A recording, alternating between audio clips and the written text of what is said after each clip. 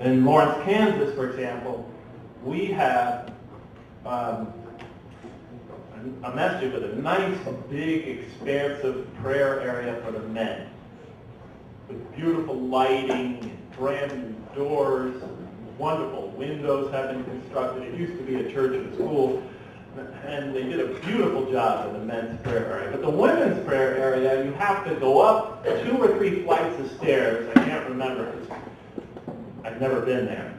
But you have to go up 2 or 3 flights of stairs and then down a hallway, I remember, and then through this little corridor and down this dark corridor. And then you finally come to the women's prayer area, which is small, dark, and poorly maintained, with lead paint, chipping from the walls, electrical outlets exposed. The ladies have been complaining about the condition of the place. The paint is old, the carpet smells, the ventilation is poor, and nothing's being done about it. We've got fundraisers to renovate the mosque, and so far around $60,000, $70,000, $80,000 has been raised, but you know where all that money has gone. To renovating the men's area. Not a dime has been spent on the women's area yet. It's amazing. And I used to pray with my daughters every night in the masjid, my 3 daughters. They were little, of course, so it didn't attract much attention, but Jamila would be the oldest. She was 3 or 4 in Lawrence at the time, and she'd be scampering around all over the place exploring, and Sarah would be clinging to my pants. In fact, and it was too small, so I'd be holding her in my arms, but it was a beautiful, beautiful experience. As the years went by, that became our nightly routine. Of course, I bribed them a little. I always took them out for ice cream after or something. But I really think they loved going to the masjid almost as much as I did, and almost as much as I loved having them there. But as they got older, some of the rumors started to fly, and people used to make hints, and tell me, they're getting old, Jeff. They should be praying upstairs in the dungeon. Well, they didn't call it the dungeon. But the point is that little by little my daughters started to get, I used to try to protect them from that. Because, of course, during the time of the Prophet, peace be upon him, the women used to pray in the same courtyard as the men in Medina. And there were no barriers or separations or things like that. So I didn't feel the need to have them go somewhere else. They got older, they just prayed at their little line of 3. They enjoyed it, but there were the stares, there were the uncomfortable glances, there were the remarks to my wife sent through other women, and so forth and so on. And they got, little by little, they got to know about it, and they gave the ladies' prayer area a try. But going back up there in the dark at night, through the hallways, alone in that dark and dingy area, it wasn't very comforting to them, and it destroyed the whole experience. But the long and the short of it is my children haven't been to the masjid to pray in about 8 years. I'm not saying they're not Muslims, but I've come to realize that most likely their experience of Islam in America is going to be very different from mine. My experience has always been a community experience. It's experience of faith community. Their experience is going to be one of practicing Islam in virtual isolation. And I wonder what their how that's going to affect everything. Their whole life, their future, their commitment to the faith, their children, links to the religion. It's a big issue. The young people also shared with me that women are denied positions of leadership in most communities in America. It's not everywhere, but in many communities it's true. I went to a community in New Jersey not just long ago. I said, do you know that 4 or 5 years ago I came to a community and they wouldn't allow women to vote in the elections? Community election. And then like 15 ladies raised their hands in the audience, we can't vote in our election. It still happens to this day. Women are denied positions on boards of directors or executive committees in their community.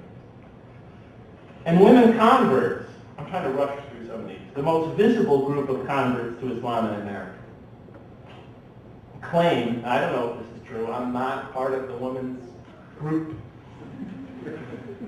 The most visible group of converts to Islam in America, and the women are much more tenacious in hanging on to this religion than their male counterparts. It's amazing.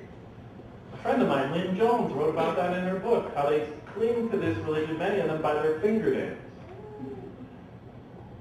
But they claim, at least the ones that emailed me, that they are often ignored, derided, disrespected, marginalized, and disenfranchised in their communities. At least they feel they have been. They claim they're treated like less than second-class citizens in their own countries. And, of course, that hurts. It doesn't help. That's your faith experience. You have to contend with that. Now, the situation is more complicated than that. Because after I wrote my book, I heard from Muslim ladies that were born overseas. They said, no, that's not the problem. The problem is that the men respect the lady converts more than they do the immigrant Muslim ladies, and there's resentment forming and things like that. Maybe all that is true. I don't know what the complexities of it is or the dynamics, but when you have these sort of problems, you have problems. Because if the ladies don't come to the mosque, then the children won't come to the mosque. And if the children don't come to the mosque, you're going to have a hard time getting them to connect to it when they're not children anymore. Now, if you want to get your children in the mosque, if you have any hopes of having them form a viable, heartfelt connection to the mosque, you have to start early. The ladies don't come to the mosque, most of the children will come.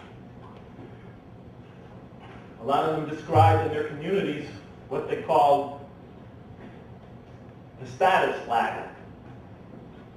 A lot of the ladies describe it this way. In every Muslim community, you have two ladders. There's the men's ladder, and status is sort of determined by a number of things, but mostly they said ethnicity.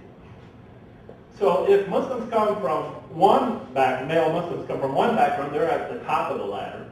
By the way, they said blonde-haired, blue-eyed, white American converts are immediately pushed to the top. Unless they sort of rock the boat and start questioning things, then they fall down the ladder. But then after that, a certain ethnicity, then you have this, and they sort of go down the ladder.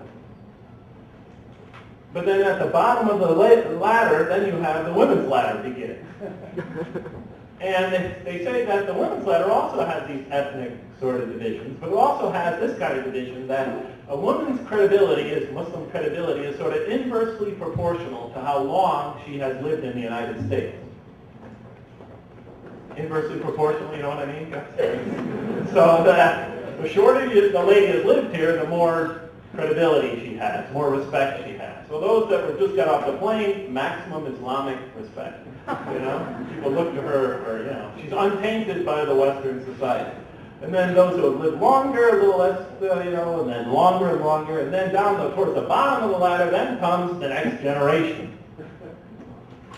And then below the next generation comes the converts. At least that's the way the ladies perceive it. I don't know if it is true. I don't know if it is true. Like I said, I've never been a part of the ladies' community in my community. But if that is the perception, then there's a major problem. There needs to be addressed.